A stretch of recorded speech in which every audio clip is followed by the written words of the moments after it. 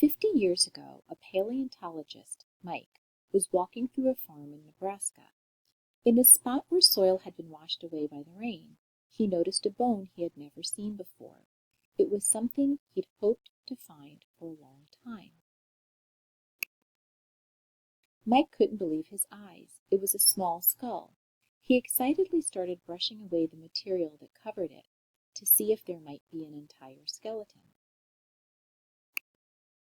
Mike brought a team of scientists to dig through the hill. Slowly, they uncovered the rest of the skeleton that Mike had first found. It was a prehistoric baby rhinoceros. Today, rhinoceros live in Africa, not North America. How do you think a rhino skull ended up on a farm in Nebraska?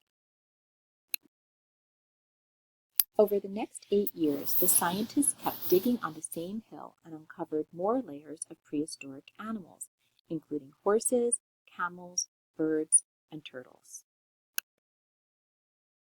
Today, scientists are still digging and finding fossils.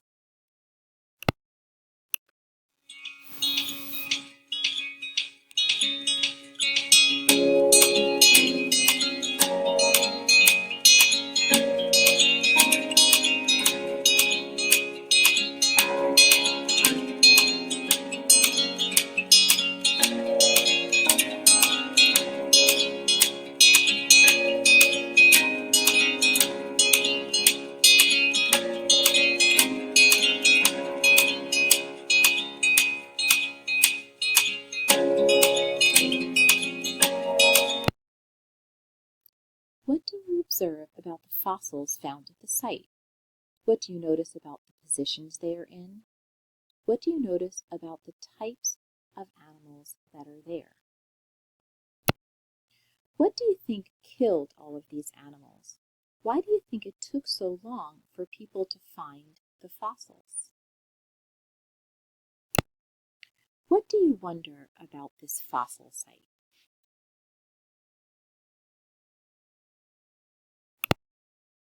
Scientists use fossils to try to uncover the story of Earth millions of years ago.